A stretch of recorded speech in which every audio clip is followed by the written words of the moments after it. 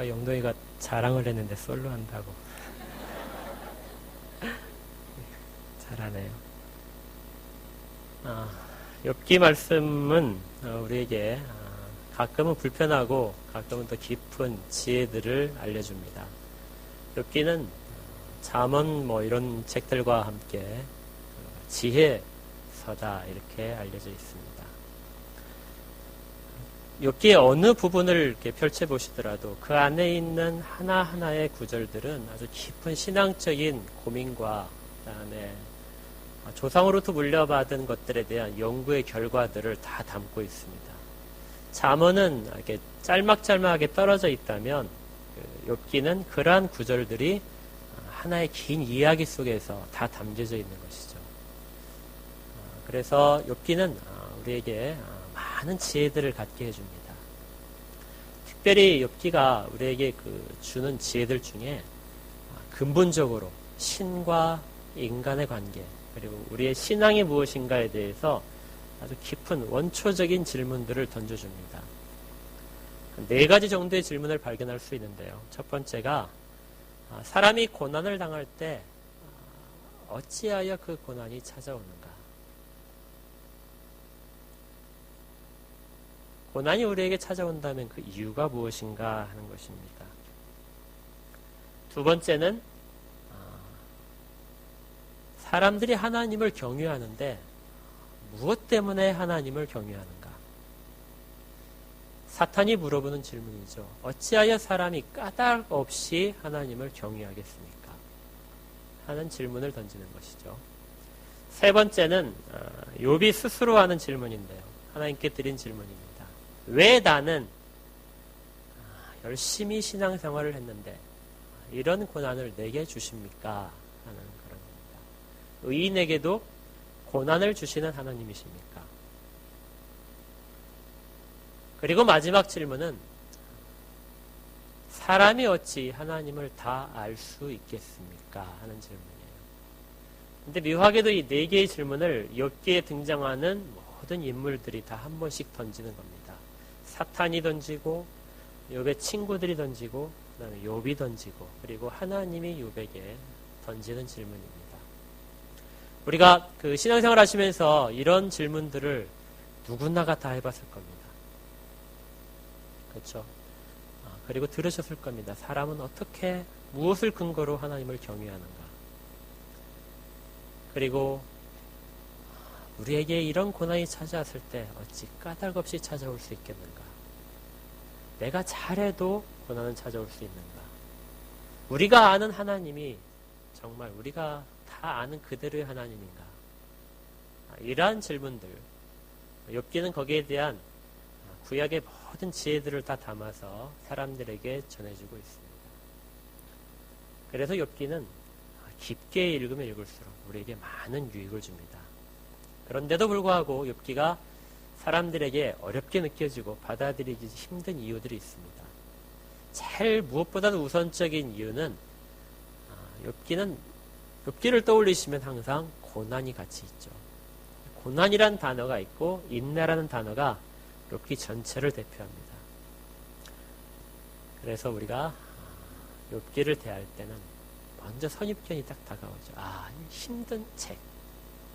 욥이 당했던 고난을 마치 내가 겪는 것처럼 그리고 그걸 다 읽다 보게 되면 하나님이 내게 네가 고난을 겪는데 고난을 다 이겨내라 하는 것처럼 그렇게 받아들이게 되기 때문입니다. 실제로 그런 내용들이 가득 담겨져 있기도 하죠. 그래서 욥기는 우리에게 매우 거리감이 있습니다. 고난이란 말을 생각하기 싫고 인내를 해야 된다는 것, 하나님이 우리에게 고난을 주시고 그걸 끝까지 견디도록 원하신다는 것이 사람들을 참 불편하게 만들죠.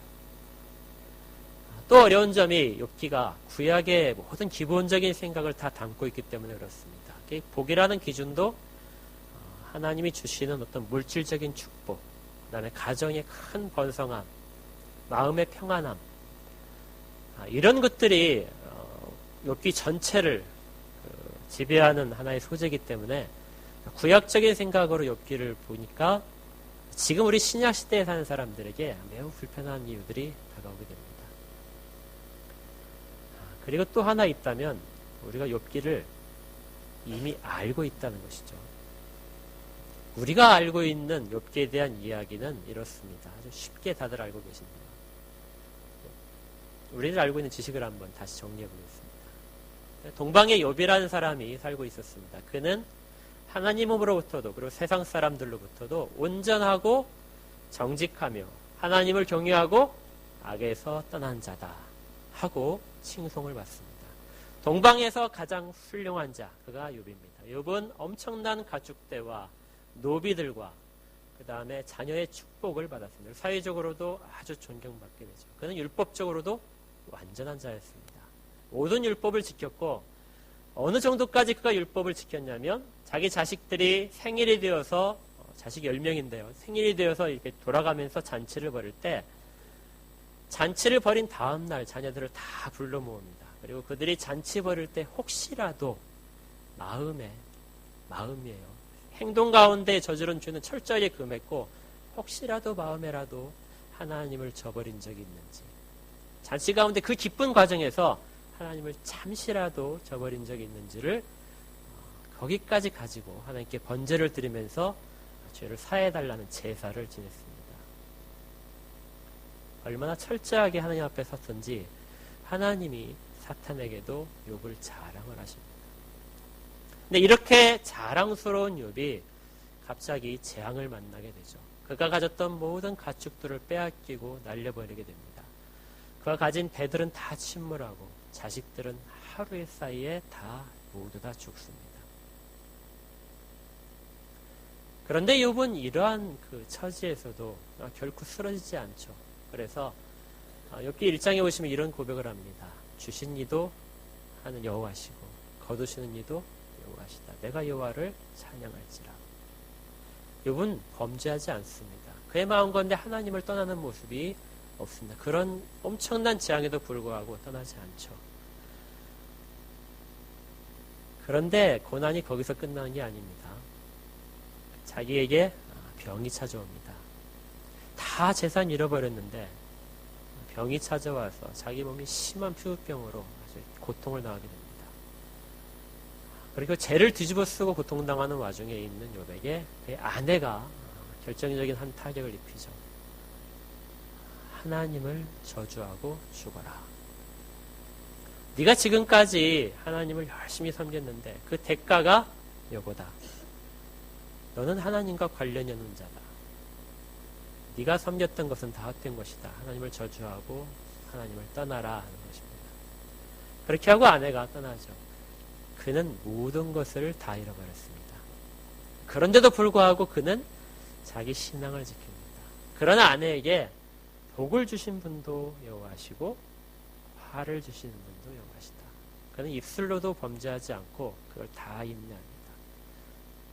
그리고 결국 마지막에 가서 그는 잃었던 것들을 다 다시 찾게 되죠. 그리고 하나님 앞에서 자기의 신앙을 인정받고 그는 다시 잃었던 모든 명성까지도 회복을 하게 됩니다. 이게 우리가 잘 아는 욥기의 내용입니다.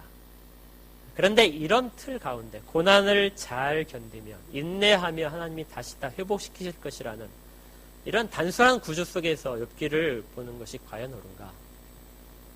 우리 이제 그 소통하는 이론 중에 프레임 이론이라는 게 있습니다. 이건 뭐냐면은 우리가 가진 어떤 창 틀이 있는 거죠. 우리가 이렇게 굉장히 많은 분들이 계신데 제가 어떤 제 마음 가운데 하나의 틀을 만들고 다른 모든 것들을 다 가린 다음에 창문 하나만 남겨놓고 그걸로 여러분들을 관찰할 수 있습니다. 그러면 여러분들이 다 보이는 것이 아니고 특정한 여러분들의 모습들만 보일 수 있습니다. 이것을 프레임 이론이라고 합니다. 수많은 오해들을 나왔습니다. 자세히 볼 수는 있는데 오해가 발생하겠죠. 이런 프레임 이론으로 욥기를 보게 되면 욥기는 1장과 2장 그리고 42장 욥이 회복되는 장면 그거 말고는 남지 않게 됩니다. 2장의 끝무렵부터 41장까지의 모든 내용은 사라지게 되죠. 그리고 그것이 전달하려는 그 지혜가 담겨져 있는 모든 하나님의 메시지들은 우리 가운데 묻혀지고 어둠 가운데 들어가게 되고 우리는 인내하면 승리한다는 메시지만을 갖고 욥기 전체를 이해하는 것이 되는 것입니다. 이러다 보면 이제 잘못되게 해석하는 구절들이 나오게 됩니다. 잘 아시듯이 8장에 보시면 내 시작은 미약하였으나 내 나중은 심히 창대하리라. 이 구절도 있습니다. 이것은 욥이 어떤 일을 시작할 때 그에게 복을 비는 하나님의 말씀이 아닙니다. 욥의 친구가 욥에게 충고하는 말입니다. 욥이 당하는 고난 앞에서 욥의 친구가 하는 말이 너는 하나님께 죄를 지었어. 네가 하나님을 바라야 되는데 회개해. 네가 회개만 하게 되면 네가 지금 당하는 고난이 바뀔 거야. 네가 지금은 비천한 지경에 있는 것처럼 보이는데 네가 회개하고 하나님께 돌아오게 되면 너의 나중은 심히 다 크게 될 거야. 이런 메시지입니다. 이 말은 회개를 촉구하는 메시지죠. 그와 비슷하게 오늘 읽었던 본문에 그 내용들이 있습니다. 욥기 23장 보시면 10절에 보시면 이거 우리가 많이 오해하는 내용입니다. 10절에 그러나 내가 가는 길을 그가 아시나니 그가 나를 단련하신 후에는 내가 순금같이 되어 나오리라. 굉장히 은혜로운 그런 구절입니다. 이것만 따로 떼서 우리 CCM 가운데도 그 가사가 있죠. 잘 아시는 내가 가는 길 오직 그가 아시나니 이렇게 들어가는 찬송이 있습니다. 우리가 이 구절을 노래할 때 우리는 어떤 마음 가운데 소망이 있습니다. 내가 지금 걸어가는 길이 고난 가운데 있는데 사람들이 나를 잘 인정해 주지 않는데 그 길 끝은 하나님이 아신다. 그 끝에까지 가게 되면 하나님이 나의 모든 것을 회복시키실 것이고 나를 인정하실 것이다. 그리고 지금 내가 가는 길은 하나님이 나를 더 훌륭한 신앙의 모습으로 완성시키기 위해서 가는 고통이다. 훈련 과정이다 하는 것입니다. 그래서 우리가 훈련을 다 통과하게 되면 마치 강철이 단단해지기 위해서 수많은 담금질을 통해서 망치를 맞는 것처럼 그렇게 맞아가다 보게 되면 우리의 신앙은 더 단단해져서 마침내 순금, 아주 깨끗한 금처럼 되는 신앙이 될 것이다. 이렇게 소망과 기대를 가지고 이 성경 구절을 해석을 하면서 사람들이 사용을 합니다. 그런데 이것은 그렇게 해석될 수 있는 성경 구절이 아니라는 거죠. 그렇게 아까 처음처럼 설명을 하는 것은 아까 처음에 말씀드렸던 욥기 전체를 1장과 2장 그리고 42장 가지고 틀을 만들어 놓은 다음에 그 틀에서 하나의 구절들을 빼서 해석하는 경우가 이런 오류들을 만들어냅니다. 욥기는 이것보다도 훨씬 더 큰 이야기를 담고 있습니다. 그걸 지금부터 하나하나 살펴보면서 아까 질문 드렸던 지혜로서의 네 가지 질문 중에 세 번째 의인인 내가 어찌하여 고난을 받고 있습니까? 하는 욥의 질문에 대한 내용을 하나하나 살펴보고자 합니다. 그리고 이것이 우리가 주님 앞에 고백하는 질문을 던지는 우리 신앙의 모습을 바로 찾는 기회가 되기를 원합니다. 욥이 앞에 말씀드렸죠. 욥은 심한 고난을 당했죠. 자기 재산, 가축, 자식들 다 잃어버리고 자기 건강 잃어버리고 아내까지도 다 떠나게 됩니다. 그런데 욥의 고난은 여기에서 끝나지 않습니다. 그를 위로하기 위해서 친구가 3명이 찾아옵니다. 이 친구들은 굉장히 똑똑한 사람들이에요. 그들은 성경에 대해서 깊은 지식을 갖고 있고 그 다음에 지혜에 통달한 자들로서 하나님의 일들을 깊은 연구를 통해서 깨달은 자입니다. 그런데 그들이 와서 욥을 위로하기 위해서 왔는데 욥의 모습이 너무나 참담한 것입니다. 그 당당하고 존경받던 욥의 모습은 사라지고 제 가운데 앉아서 정신을 나간 듯이 앉아있는 모습. 친구들이 찾아와서는 그의 참담함을 보고 차마 위로의 말도 꺼내지 못하고 옆에 같이 땅바닥에 주저앉아서 일주일을 그렇게 보내게 됩니다.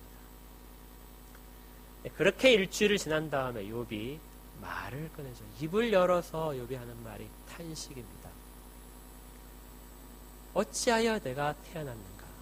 내가 태어나지 않았더라면 이런 고통도 없지 않겠는가? 하나님은 어찌하여 날 이 땅 가운데 보내셨는가? 왜 내게 생명을 주시고 나에게 복을 주셔서 이걸 다시 다 겪게 하시는가? 앞에 얘기했던 욥의 인내 찬 그러한 고백들, 그가 드렸던 진심 어린 찬양과는 다르게 일주일의 간격이 지났는데 그는 자기의 모든 괴로움을 이제 토로하게 되는 것이죠. 위로를 하러 왔던 친구들이 그걸 듣고 나서 반응을 합니다. 이때부터가 욥기의 사실은 진짜 정수입니다. 욥이 지금까지 보였던 모습과 다르게 우리가 누구나가 다 닮고 싶어하는, 신약에서도 야고보가 그렇게 얘기하는 욥의 인내를 배우라고 했던 그 인내와 다르게 욥의 새로운 모습이 보이는 것입니다. 욥은 탄식하고 원망을 담고 왜 내게 이런 일이 찾아오는가 하는 질문들을 계속해서 던지는 것이죠. 거기에 대해서 친구들이 하는 말도 되게 소중합니다. 그들은 욥의 처지를 보고 충고를 하게 됩니다. 세 명의 친구들이 공통적으로 욥에게 하는 말은 네가 이런 고난을 당하는 것은 너에게 뭔가 죄가 있기 때문이다. 그러니 그 죄를 회개하라. 그러면 하나님이 다 회복시킬 것이다. 이것이 구약시대의 사람들이 갖고 있던 가장 대표적인 생각입니다. 다른 신들은 그리스 신이나 로마 신들을 보게 되면 그들은 사람들을 이용하고 조롱하고 사람들이 가끔은 놀이개처럼 이렇게 장난감처럼 취급하기도 합니다. 그래서 신들이 변덕을 자주 부리죠. 그걸 달래기 위해 사람들은 제사를 많이 지내야 됩니다. 자기가 잘못한 것이 없어도 신을 달래기 위해서는 제사를 지내는 것이죠. 그런데 히브리 사람들은 여호와 하나님을 믿는 사람들은 그런 것들을 생각지 않습니다. 하나님은 공의의 하나님이고 신실하신 하나님이시다. 그래서 그분이 하시는 모든 일들은 옳다. 근데 그분이 사람에게 재앙을 내리셨다면 그 재앙은 너에게 문제가 있는 것이다. 세 친구가 저마다 다르게 그 정도를 얘기를 합니다. 엘리바스 친구는 욥에게 네가 지금 고통당하는 것은 네가 겉으로 아무런 죄도 짓지 않고 또 제사를 지내서 많이 회개를 했겠지만 너희 마음 가운데 숨겨진 죄가 있는지 모른다. 그 죄마저도 하나님께 회개하라. 그러니까 네가 의인으로 살았다는 건 나도 인정을 하는데 정말 사람들이 보이는 너희 마음 속에 있는 죄가 혹시 있는지 찾으라는 것이죠. 그걸 찾아서 회개하라는 것입니다. 소발이라는 친구는 이렇게 얘기합니다. 네가 회개했다고 하지만 사실은 네가 회개하는 건 사실은 큰 죄일 거야. 네가 아직 회개하지 않은 작은 죄가 있을 거야.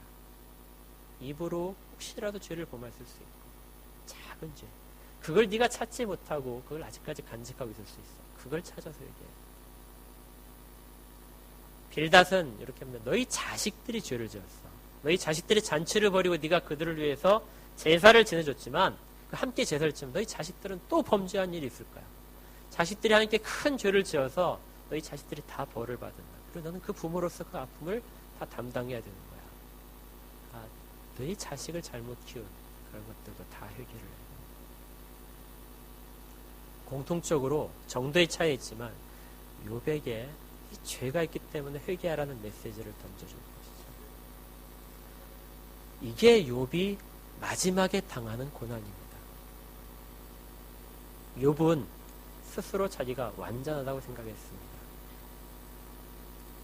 자기는 어느 한 터럭, 자기 마음 한 구석까지도 하나님 앞에서 숨겨진 죄가 없고 자기의 마음도 하나님께 불경한 것들을 범한 적이 없다고 생각을 하고 있습니다.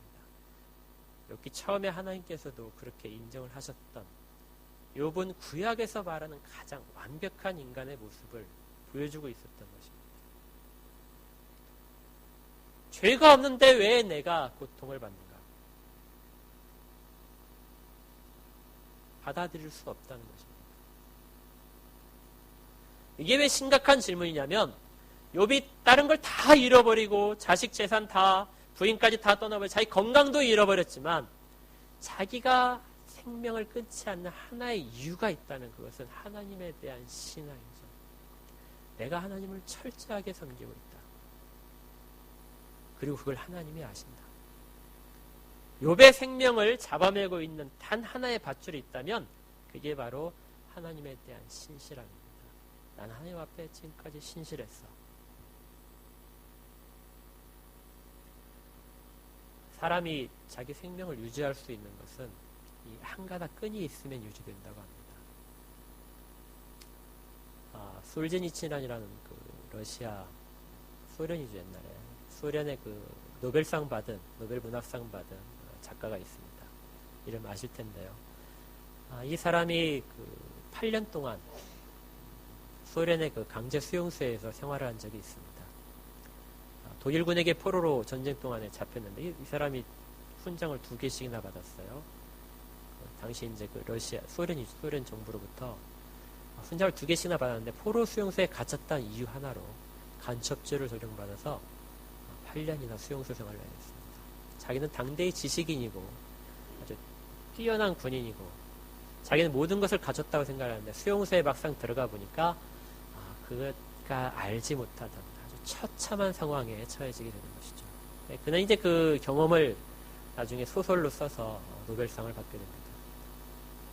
근데 그 소설 중에 솔제니친이 자기의 그 경험을 바탕으로 주인공 한 사람을 세우고 그 사람에게 자기의 마음을 전가시켜서 그 사람이 겪는 생활로 수용소 생활을 기록을 해나가는 게 있습니다.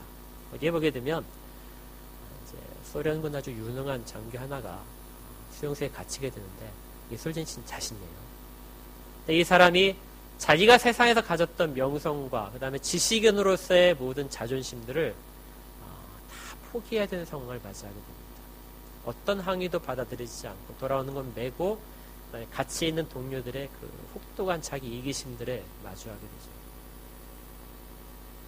그러자 이 사람이 나중에 견디다 못해 자기가 하나의 규칙을 만듭니다. 내가 이 규칙 하나만 지키면 나는 내가 세상에서 가졌던 지식인으로서의 자존심을 끝까지 유지할 수 있다. 그리고 그는 아주 사소한 규칙 2-3가지를 만듭니다. 그게 뭐냐면 그 중에 하나가 식사를 할 때 아무리 추워도 굉장히 춥겠죠. 추워도 모자를 꼭 벗는 것입니다. 모자를 벗어놓고 식사를 합니다.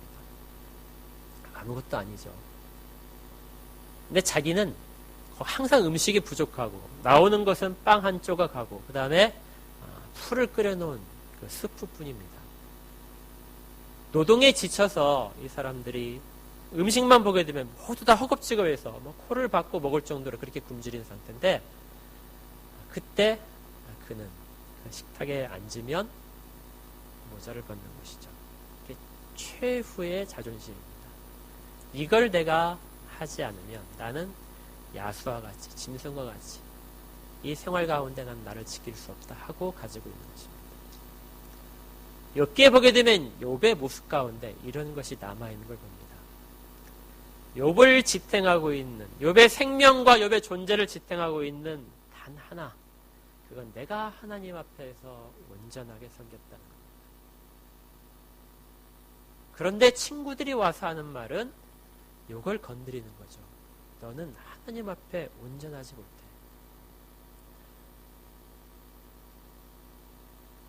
그걸 찾아. 네가 온전하지 못했던 부분을 찾아서 함께 회개만 하는데. 욥이 아무리 자기의 그 생활 가운데서 자기가 온전했던 걸 친구들에게 얘기하더라도 친구들이 받아들이지 않습니다. 저마다 서로 큰 벽이 있는 걸 깨닫게 되죠. 욥은 친구들의 조롱 앞에 욥기 16장에 보시면 친구들의 조롱을 듣고 마지막에 할 수 있는 방법이 하나님 앞에 나가는 것입니다. 하나님 앞에 나가서 하나님 앞에 눈물을 흘리며 하나님을 바라보는 겁니다. 하나님은 아시죠. 내가 순전했던 것을, 내가 하나님 앞에서 얼마나 잘 섬겼던 것을 하나님은 아시죠. 세상 사람들이 조롱하고 친구들이 나에게서 찾으라고는 죄가 하나도 없음을 하나님 아시죠. 이렇게 따지는 것입니다. 욥이 얼마나 많은 눈물을 흘리고 그 하나님 앞에 원통함을 토로했는지 욥의 눈물이, 여러분들 율무차 드셔보셨어요? 율무 이름이 욥의 눈물입니다. 영어 이름이. 알갱이 크죠? 그런 눈물을 욥이 고통 가운데 흘렸다는 겁니다. 하나님 앞에 서서 자기의 모든 인생의 문제를 걸고 한 가닥 남은 끝마저도 간당거릴 때 눈물을 가지고 주 앞에 서 있던 거죠. 이쯤 되면 하나님이 응답하셔야 됩니다. 하나님이 인정하셨던 의인이고 그가 주 앞에 눈물로 주 앞에 나오고 자기만 인정해 줄 수 있는 분, 세상이 다 인정하지 않아도 하나님만 나를 인정하실까라는 그런 믿음을 갖고 나온 사람 앞에 하나님이 침묵하십니다. 대답이 없으세요. 그것이 욥기 23장에 나와 있는 겁니다. 욥기 23장을 같이 한번 살펴보겠습니다. 3절을 보시면 내가 어찌하면 하나님을 발견하고 그의 처소에 나아가랴. 어찌하면 그 앞에서 내가 호소하며 변론할 말을 내 입에 재우고 내게 대답하신 말씀을 내가 알며 내게 이르시는 것을 내가 깨달아. 어떻게 하면 내가 하나님을 만나고 내가 마음 가운데 있는 것을 하나님께 토로하고 하나님이 들려주시는 말씀을 내가 채울 수 있을까? 어떻게 하면 이 기회를 잡을 수 있을까? 그가 큰 권능을 가지시고 나와 더불어 다투시겠느냐? 아니라 도리어 내 말을 들으시리라. 거기선 정직한 자와 그가 변론할 수 있은즉 내가 심판자에게서 영원히 벗어나라. 나의 이 고통은 하나님이 나를 만나주시기만 하면 벗어날 수 있다. 그런데 8절이죠. 그런데 내가 앞으로 가도 그가 아니 계시고 뒤로 가도 보이지 아니하며 그가 왼쪽에서 일하시나 내가 만날 수 없고 그가 오른쪽으로 들이키시나 보일 수가 없구나. 내가 하나님 앞에 떳떳함을, 사람들보다 훨씬 좋은 신앙을 가졌음을 하나님이 인정하실 수 있는데 하나님이 스스로를 감추고 계신다. 만나지 않는다는 절망입니다.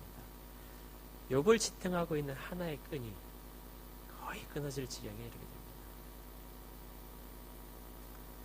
여기 성경 표현 가운데 앞으로 가도 그가 아니 계시다 하는 말은 이스라엘 백성들 가운데는 앞으로 간다는 표현은 동쪽을 향합니다. 해가 뜨는 쪽을 모든 방향의 기준으로 삼습니다. 그래서 우리가 동서남북 가는 것과 똑같이 동쪽을 먼저 따집니다. 동서, 뒤로 간다는 건 서고요. 왼쪽으로 간다는 건 북을 가리킵니다. 동서남북 어느 곳을 쳐다봐도 하나님이 사람들에게 주신 지식을 모두 다 동원해서 하나님을 찾아도 하나님이 안 보이는구나. 자, 이쯤 되게 되면 누구는 얼마나 절망했을까요?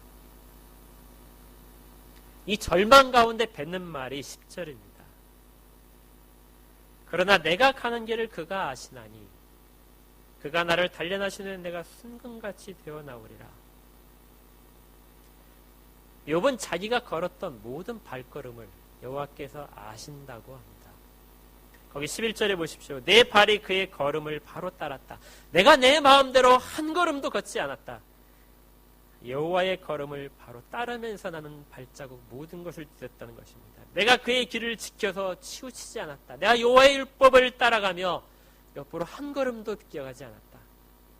내가 그의 입술의 명령을 어기지 아니하고 정한 음식보다 그의 입의 말씀을 귀히 여겼다.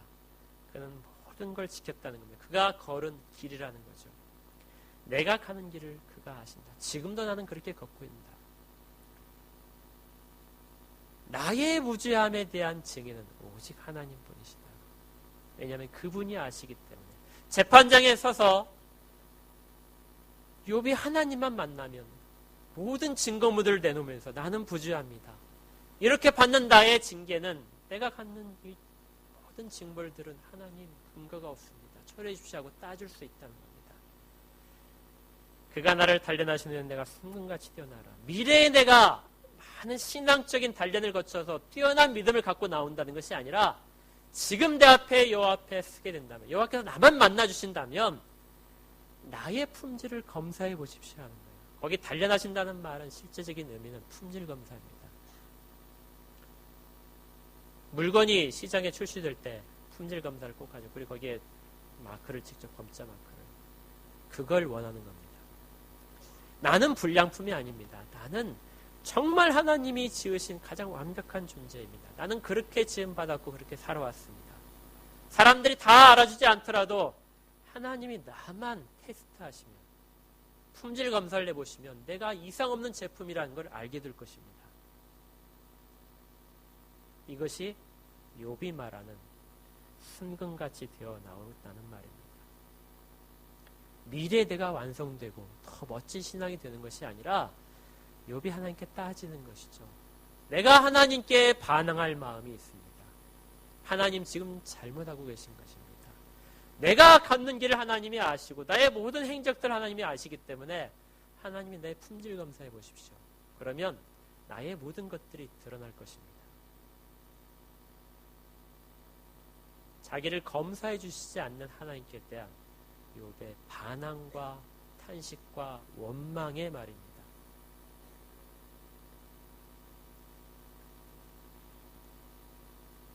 우린 여기까지 신앙의 시험을 겪은 적이 별로 없습니다.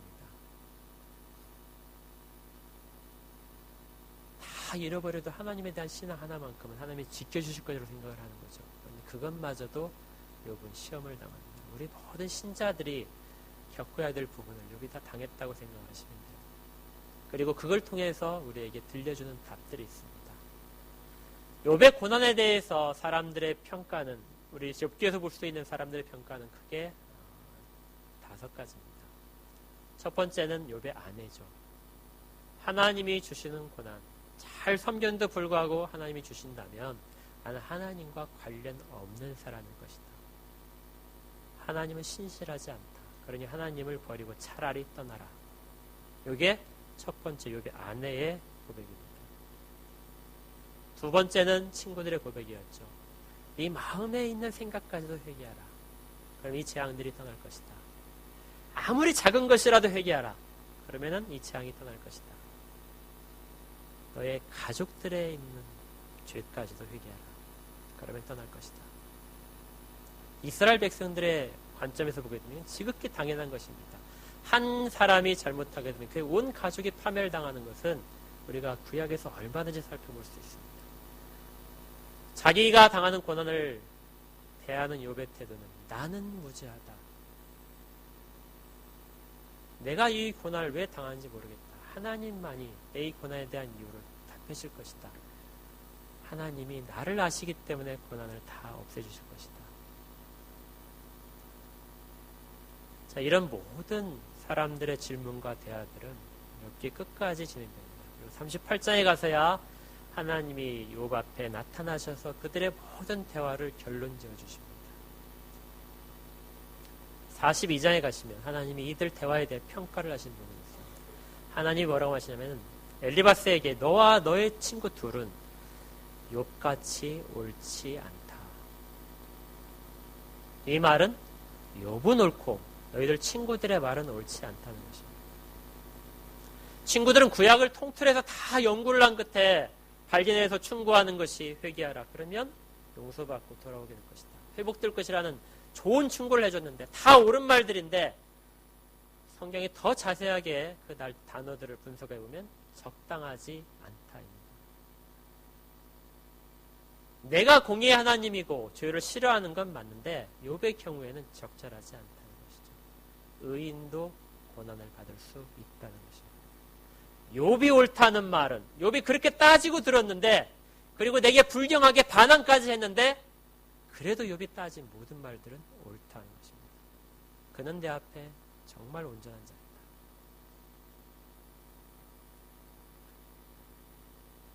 우리가 욥에서 볼 수 있는 신앙의 아름다운 모습은 그가 하나님 앞에 따지러 나감에도 불구하고 세상의 어떤 소식들과 귀에 들리는 것들에 좌우되지 않고 나의 모든 결백함은 하나님께로만 인정받을 수 있다는 것을 잡고 갑니다. 우리가 어떤 고난 가운데 있더라도 욥의 이 모습을 우리가 반드시 배워야 할 자세입니다. 우리가 하나님 앞에 차라리 반항하십시오. 반항하고 하나님을 원망하는 마음을 가지더라도 어디에 가서 그렇게 하냐면 하나님 앞에 가서 그렇게 하십시오. 왜냐하면 그분만이 그 모든 원통함과 탄식을 들으실 분이고 그분만이 그 모든 것들을 해결하실 수 있는 분이기 때문에 그렇습니다. 우리의 신앙의 가장 밑바닥에 있는 것, 어떤 고난이 오더라도 절대 버리지 못하도록 하는 것, 그게 바로 하나님 앞에 내가 묶여 있다는 것입니다. 그것 때문에 욥은 하나님 앞에 다시 서서 하나님 앞에 반항하면서 눈물을 흘리면서 하나님 정말 나를 돌아보고 나를 검사 한 번만 해달라고 따질 수 있었던 것입니다. 그런데 하나님은 욥에게 나타나셔서 욥이 그렇게 간절히 원했던 왜 내가 죄를 지었습니까? 왜 내가 이런 고통을 당합니까? 내게 무슨 죄가 있습니까? 하고 따졌던 것에 대해서 답을 주시지 않습니다. 이게 욥기가 어려운 점입니다. 그만큼 따졌으면 하나님이 음성으로라도 아니면 마음 가운데라도 어떤 것들을 나타내 주셔서 그래도 이런 부분들이 잘못됐어. 이런 부분을 네가 갖췄으면 좋겠어 하고 말씀해 주면 좋은데 이 재앙은 어떤 것 때문에 찾아왔다고 하나님은 욥에게 말씀하시지 않는 거죠. 욥은 아무 대답도 못 듣습니다. 대신 하나님이 이렇게 명령하시죠. 자, 이제 내 앞에 너 서봐. 이놈, 그렇게 나에게 지금까지 그렇게 대항을 했는데 이제 내 앞에 서봐. 당당하게 한번 서봐라. 네 허리띠를 종여매고 나와 씨름을 한번 해보자. 네가 그렇게 완벽한 자라. 내가 너를 인정해준 그런 완벽함을 가지고 내 앞에 서서 변명을 해봐라. 그리고 하나님이 질문하십니다. 내가 세상을 지을 때 네가 거기 있었느냐? 내가 하늘을 펼 때 네가 거기 있었냐? 땅을 만들 때 네가 거기 있었냐? 내가 동물들을 지을 때 거기 있었냐? 욥이 아무 대답도 못하죠. 전혀 엉뚱한 질문 같은데 욥이 알아채립니다. 하나님은 온 세계를 지으신 창조자이십니다. 나는 그의 지으신 피조물입니다. 사람이 가질 수 있는 신앙의 가장 끝부분까지 섰던 욥이 그리고 그 속에서 그 경계선에서 하나님께 마지막으로 따졌던 그 모든 질문에 대한 하나님이 주시는 답은 너는 나의 피조물이야 하는 것이죠. 너는 나를 다 알 수 없어. 모든 사람들의 예상을 뛰어넘는 답변입니다. 네가 나에게 그렇게 반응을 하고 네가 내세우는 모든 의로움조차도 너는 그걸 가지고 내 앞에 설 수 있는 자가 아니야. 하나님은 온 우주보다도 더 크십니다. 우리가 행했던 하나님의 말씀대로 행했던 모든 행실보다도 하나님은 더 온전하신 분입니다. 내가 이해하는 모든 지식과 세상의 모든 지혜를 동원한다 하더라도 하나님을 조금도 묘사할 수 없는 하나님은 그렇게 크시고 위대하신 분이십니다. 욥기의 마지막은 욥에게 하나님이 이것을 보여주시는 거죠. 신앙의 끝에서 욥이 발견하는 것은 하나님은 위대하십니다. 우리가 어떤 순간에서 어떤 질문들을 하나님 앞에 드리고 우리가 신앙생활을 많이 하면서 겪는 고난 가운데서 우리가 답들을 내릴 수 있습니다. 그런데 이 모든 것들 밖에서 우리가 최종적으로 얻어야 되는 것은 하나님 우리가 가진 모든 것들보다도 위대하십니다 하는 이런 답입니다.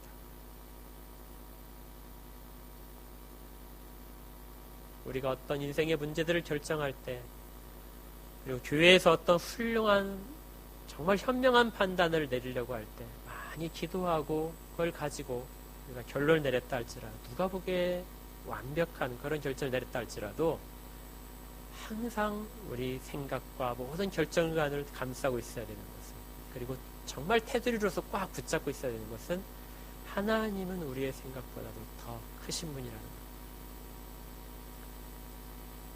신앙인들의 모든 행동들은 이 하나님이 주신 틀 밖을 벗어나면 안 됩니다.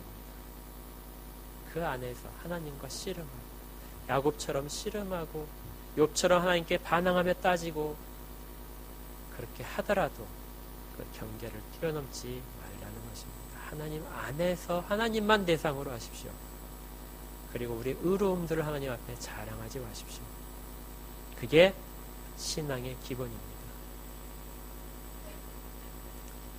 우리가 흔히 생각할 때 우리의 신앙은 결론이 이미 다 나 있다고 생각을 합니다.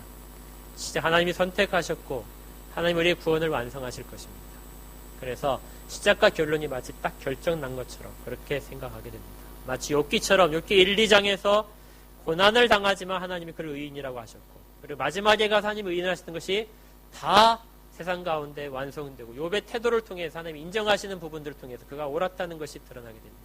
그리고 모든 것들을 다 회복하고 더 큰 복들을 누리게 됩니다. 우리 신앙도 똑같이 그렇게 생각하기 쉽습니다. 우리가 하나님께 선택받았고 우리의 모든 것들은 주 앞에 영화롭게 될 때가 있을 것이다. 우리의 구원은 전혀 흔들리지 않고 완성될 것이다. 맞습니다. 그런데 그렇게만 생각하시면 욥기의 3장부터 41장까지의 내용이 사라지는 것입니다. 우리는 지금 그 때를 지나고 있는 것입니다. 그 때를 지나면서 주변 사람들의 말로부터 상처도 받고 나의 신앙이 흔들리게 되고 하나님이 나를 돌보시지 않는 것 같은 절망 가운데도 처하게 됩니다. 이걸 겪어나가는 것이죠. 어떤 분이 우리의 신앙은 마치 그 축구 경기에 재방송과 같다 이렇게 말씀하신 분이 있더라고요. 그래서 우리는 결론을 미리 알기 때문에 축구 경기를 볼 때 그것이 아무리 우리 편이 지고 있다 하더라도 전혀 우리가 마음 졸이지 않고 편안하게 볼 수 있다. 그런데 우리는 시청자가 아닙니다. 우리는 그 가운데 뛰어들어서 지금 숨이 차도록 우리 발에 쥐가 나도록 뛰고 있는 선수들입니다.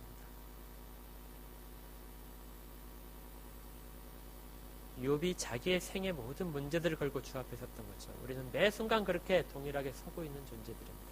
우리의 삶은 진행형이고 현재형입니다. 그래서 이런 고통을 충분히 겪을 수 있습니다. 우리가 주 앞에 바로 서더라도 고통이 올 수 있습니다.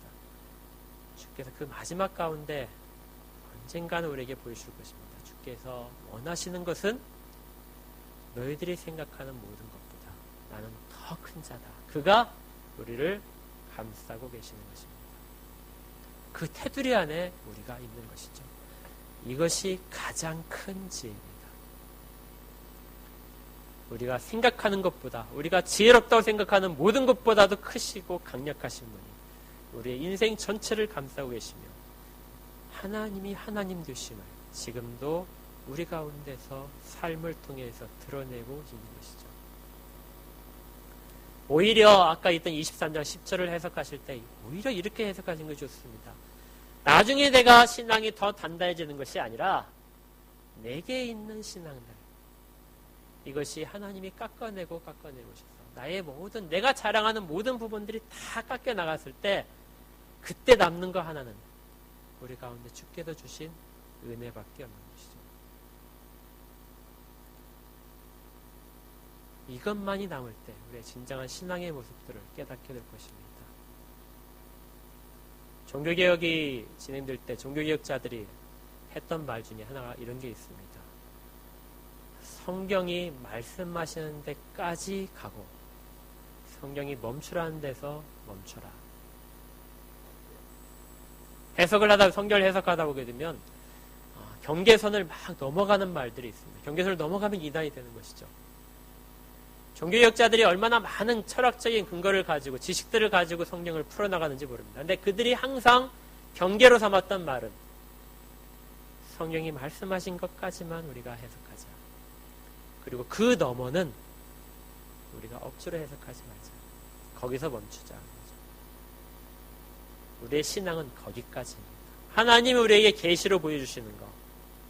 거기까지가 우리 신앙의 시야 한계입니다. 그 너머를 보려고 하지 마시고 성경 안에서 하나님을 발견하십시오. 하나님을 충분히 만나주십니다. 하나님은 그것보다 더 크신 분이신데 그 부분만큼이라도 우리에게 알려주셔서 하나님의 일들을 깨닫게 하십니다. 그걸 오히려 감사하십시오. 하나님은 위대하신 분이십니다. 우리는 그의 피조물입니다.